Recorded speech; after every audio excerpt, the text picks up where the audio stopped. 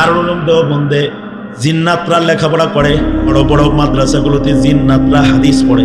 শাহ ওলিউল্লাহ মুহাদ্দিস দেহলভীর রহমতুল্লাহ আলাইহির কামরার ভেতরে তো জিন্নাতরা থাকতো, কিন্তু একদিন জিন সাপের আকৃতিতে শাহ ওলিউল্লাহর সামনে আসছে তাহাজ্জুদের সময়, আর ওলিউল্লাহ মুহাদ্দিস দেহলভী রহমতুল্লাহ আলাইহি সাপ মনে করে এটারে বাড়ি মারছে আর মরে গেছে। যখন মরে গেছে তো এই জিনদের রাজ্যের শরিয়া আদালত থেকে দুইজন পুলিশ এসে গ্রেফতার করে ওলিউল্লাহ মুহাদ্দিস দেহলভীকে জিনদের রাজ্যে লয়ে গেছে। একেবারে রাজ্যে নিয়ে দাঁড় করাইছে। দাঁড় করায় বলে, তুমি যে একটা জিনের উপরে জুলুম করলা, লাঠি দিয়ে মারলা, কাম করলা, এটা জানো সে কে? মুহাদ্দিস দেহলভী জিনদের রাজ্যে যাওয়ার পরে দেখে হাজার হাজার জিনরা একত্রিত হয়েছে। একজন বয়োবৃদ্ধ জিন বসে রয়েছে, কাফনে সজ্জিত একজনকে মাইয়িত হিসেবে জানাজা করার জন্য কাতার করছে। জানো সে কে? কে সে? সে হলো আমাদের রাজ্যের বাদশাহ, মুসলিম জিনদের বাদশাহ। এই বাদশার ছেলে যারা তোমার কাছে হাদিস পড়ে তাদের একজন সে।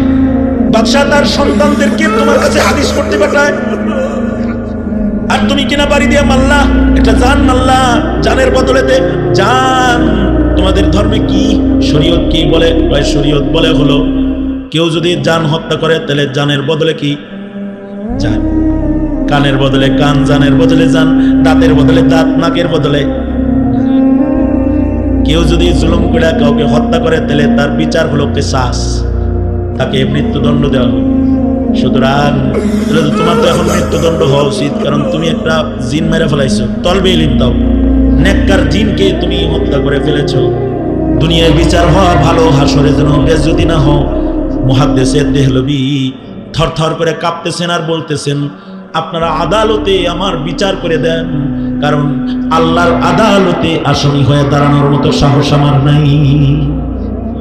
বিচার করেন। অদৃশ্যের জিন এটারই মারলেই যদি বিচার হয়, তাইলে যারা দৃশ্যের মানুষকে গুলি করে রাজপথে রক্তাক্ত করে ফেলে, শাপলা চত্বরকে যারা রক্তাক্ত চত্বরে পরিণত করে, শহীদ চত্বরে পরিণত করে, তাদের বিচার কেমন হওয়া দরকার? তাইলে যারা দৃশ্যের মানুষের উপরে জুলুম করে। মুহাদ্দিস দেহলভী তিনি কিসাস নেওয়ার জন্য রেডি হয়ে গেলেন। এমন সময় একজন বয়োবৃদ্ধ জিন দাঁড়ায় বলে, থামো, কিসাস হবে না। সে বলতেছে, সামিয়াতু আনিন নবী সাল্লাল্লাহু আলাইহি ওয়াসাল্লাম, আমি আল্লাহর রাসূলের মুখে শুনেছি। তার মানে হলো এই জিনটা সাহাবী জিন। সুবহানাল্লাহ, আগামীকালকে বলেন সুবহানাল্লাহ। এই জিনটা সাহাবী জিন।